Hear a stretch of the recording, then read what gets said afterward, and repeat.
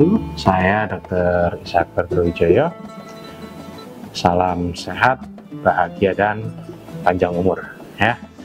Untuk episode kali ini saya akan membahas nih tentang doa dan zikir dari sudut pandang kesehatan dan psikosomatik ya.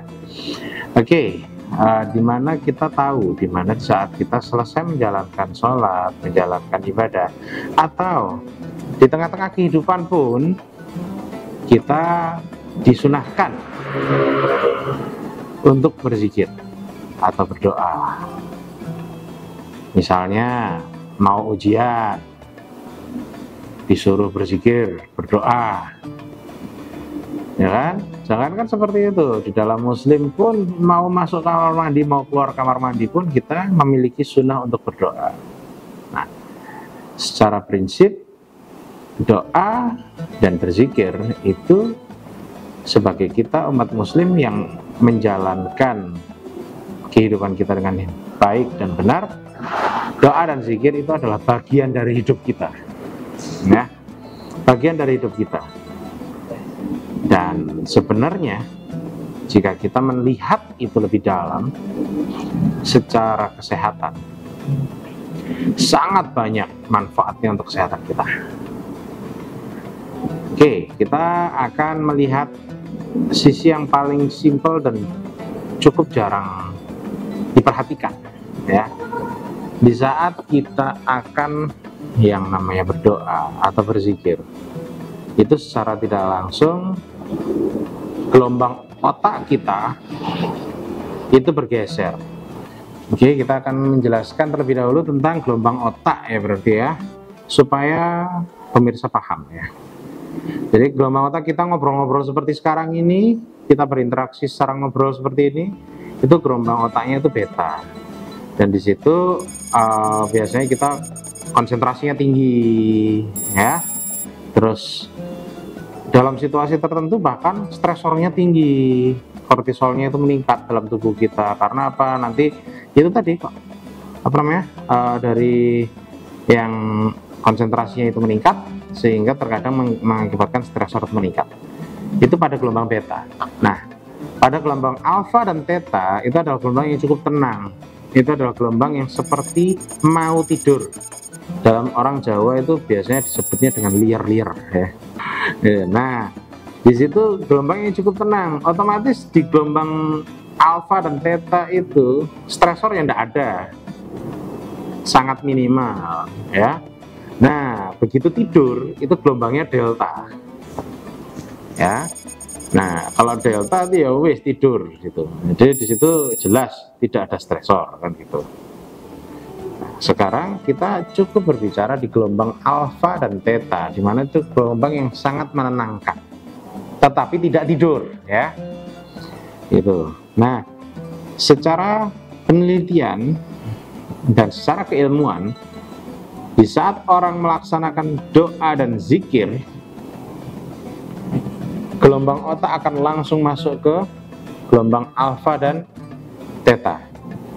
Jadi kenapa dalam anjuran kita beragama, khususnya Muslim,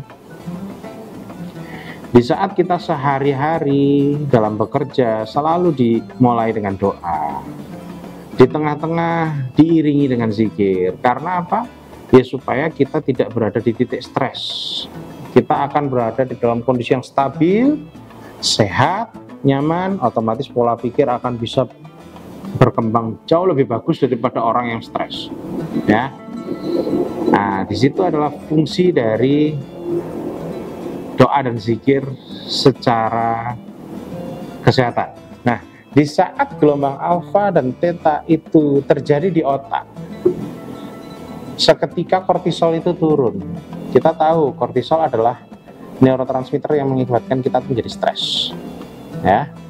Tetapi apakah kita tidak butuh? Kita butuh. Di saat kita konsentrasi, di saat kita berpikir maksimal, pasti kortisol meningkat. Jadi kita tetap butuh kortisol. Tetapi jika itu berlebihan, itu akan memunculkan nanti stres, kecemasan gitu ya. Nah, Pinter-pinter kita mengendalikan hormon-hormon atau neurotransmitter yang ada di dalam diri kita sendiri. Kita bisa mengendalikan itu dengan cara di saat kortisol terlalu tinggi, kita harus segera berzikir. Begitu berzikir, ingat, masuk ke gelombang yang begitu menenangkan. Dan di saat masuk ke gelombang yang begitu menenangkan, kortisol turun, serotonin akan meningkat, dan endorfin akan meningkat, sehingga kita akan jauh lebih tenang, adem, sehingga kita bisa berkreativitas lebih, karena kita tidak mengalami exhausted atau kelelahan. Nah, disitulah fungsi dari doa dan zikir. Boleh dilakukan setiap saat. Lebih sering itu akan meningkatkan kita menjadi lebih produktif sebenarnya. Karena apa? Karena kita akan lebih sering masuk, kita memberikan impuls pada diri kita sendiri dengan serotonin yang meningkat, endorfin yang meningkat. Jadi dalam kita bekerja selalu happy. Oke, dengan penjelasan yang ada, yang sudah saya jelaskan tadi, banyak sekali ijazah-ijazah tentang berzikir, bersolawat, berdoa dari para pemuka agama, dari ustadz, habaib, dan semuanya. Silahkan dipelajari, karena itu sangat baik dan itu sangat meningkatkan produktivitas kita, sangat meningkatkan kesehatan kita, sangat memperbaiki imun kita, ya. Dan saya rasa cukup pada episode kali ini. Dan saya Dr. Isa Akbar Browijaya. Assalamualaikum warahmatullahi wabarakatuh. Salam sehat, bahagia, dan panjang umur.